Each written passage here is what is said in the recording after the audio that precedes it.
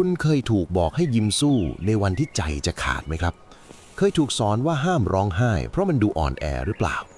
ในทางการแพทย์การเก็บกดความรู้สึกด้านลบไว้นานๆคือสารพิษที่ร้ายแรงยิ่งกว่าไวรัสมันกัดกินเราจากข้างใน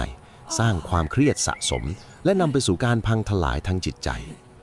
วันนี้ช่องรู้ดูลองจะขอพาคุณเดินทางไปยังเมืองแห่งหนึ่งเมืองที่เป็นกรณีศึกษาขั้นสูงสุดของความสุขที่เป็นพิษเมืองที่กฎหมายข้อแรกระบุไว้ว่าห้ามมีความทุกข์ยินดีต้อนรับสู่นครยิ้มนิรันดร์เรื่องราวเริ่มต้นขึ้นเมื่อธนานักจิตวิทยาหนุ่มที่หลงทางเข้ามาระหว่างการเดินทางสำรวจพื้นที่ห่างไกลเขาพบเมืองที่ซ่อนอยู่หลังหุบเขาเมืองที่ดูเหมือนสวรรค์บนดินที่นี่ไม่มีขยะไม่มีคนทะเลาะกันและที่สำคัญไม่มีใครทำหน้าบึ้งเลยแม้แต่คนเดียวทุกคนตั้งแต่เด็กเล็กไปจนถึงคนชรามีรอยยิ้มประดับอยู่บนหน้าตลอดเวลาราวกับถูกตั้งโปรแกรมไว้ธนาสังเกตเห็นสิ่งผิดปกติที่ร้านขายผลไม้แม่ค้าลังแอปเปิลหล่นกระจายเกลื่อนถนนแทนที่เธอจะตกใจหรือหงุดหงิดเธอกลับเงยหน้าขึ้นมาแล้วหัวเราะเสียงดังลั่นคนรอบข้างก็หัวเราะตามไม่มีใครแสดงความเห็นใจมีแต่ความเรื่นเริงที่ดูบิดเบี้ยวในสายตาของนักจิตวิทยาอย่างธนานี่ไม่ใช่ความสุขแต่มันคืออาการฮิสทีเรียหมู่ธนาพยายามจะเข้าไปช่วยเก็บแอปเปิลแต่ทันทีที่เขาขมวดคิ้วด้วยความสงสัยเสียงสัญญาณเตือนภัยก็ดังขึ้น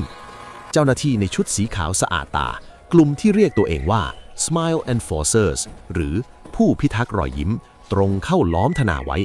พวกเขาไม่ได้ถือปืนแต่ถือเข็มฉีดยาที่บรรจุสารสีชมพูสดใสคุณดูเครียดนะครับพลเมืองหัวหน้าเจ้าหน้าที่พูดด้วยน้ำเสียงที่นุ่มนวลจนน่ากลัวในเมืองนี้ความเครียดคือเชื้อโรคเราต้องรักษาธนาต้องรีบฉีกยิ้มออกมาเพื่อเอาตัวรอดเขาเริ่มตระหนักแล้วว่ารอยยิ้มที่นี่ไม่ใช่อารมณ์ความรู้สึกแต่มันคือเครื่องแบบที่ทุกคนต้องสวมใส่เพื่อความอยู่รอดคืนนั้นธนาแอบเห็นชาวเมืองกลุ่มหนึ่งเดินย่องออกจากบ้านด้วยท่าทางลับๆล่อๆพวกเขาไม่ได้ไปสังสรรค์แต่พวกเขากำลังลงไปใต้ดินธนาสะกดรอยตามลงไปสิ่งที่เขาพบใต้เมืองที่สวยหรูคืออุโมงค์ขนาดใหญ่ที่เหม็นอับและที่ใจกลางห้องโถงนั้นคือถังแก้วขนาดยักษ์ตั้งตระหง่านอยู่ชาวเมืองเข้าแถวกันเดินไปที่ถังใบนั้นพวกเขาไม่ได้ยิ้มแล้วใบหน้าของพวกเขาบิดเบี้ยวด้วยความเจ็บปวดพวกเขากรีดร้องระบายคำด่าทอและร้องไห้ใส่อุปกรณ์ที่ดูเหมือนปากแตรซึ่งต่อท่อลงไปในถังสิ่งที่อยู่ในถังนั้นคือของเหลวสีดำข้นคลักมันคือความทุกข์ที่ถูกกลั่นออกมาธนาเข้าใจทันทีเมืองนี้ไม่ได้กำจัดความทุกข์พวกเขาแค่อ้วกมันทิ้งไว้ใต้ดินเพื่อรักษาภาพลักษณ์ข้างบนให้สวยงามแต่ปัญหาคือถังเก็บความทุกข์ใบนั้นมันเต็มจนปริ่มและเริ่มมีรอยร้าวแล้วธนาพยายามจะเตือนทุกคนแต่สายเกินไปแรงดันจากความเกลียดชังความเศร้าและความอิจฉาริษยาที่ถูกกดทับมันนับ10 ปีมันมหาศาลเกินกว่าที่ถังแก้วจะรับไหวเพ่งเสียงแตกดังสนั่นหวั่นไหวของเหลวสีดำไม่ได้แค่ไหลนองพื้นแต่มันระเหยกลายเป็นหมอกพิษแห่งความเศร้าพุ่งขึ้นไปตามท่อระบายน้ำเข้าไปทุกบ้านในเมืองทันทีที่หมอกนั้นสัมผัสผู้คนเปลือกแห่งรอยยิ้มก็แตกออกคนที่เคยหัวเราะตลอดเวลาสุดลงไปร้องไห้เหมือนคนเสียสติสามีภรรยาที่ดูรักกันเริ่มตะโกนด่าทอระบายความในใจที่เก็บไว้มา20 ปีเด็กๆกรีดร้องด้วยความกลัวที่พวกเขาไม่รู้จักเมืองทั้งเมืองเข้าสู่สภาวะจลาจลทางอารมณ์หรือ emotional chaos เพราะพวกเขาไม่มีภูมิคุ้มกันต่อความทุกข์พวกเขาไม่รู้วิธีจัดการกับมันนอกจากปล่อยให้มันทำลายทุกอย่างเมื่อพายุอารมณ์สงบลง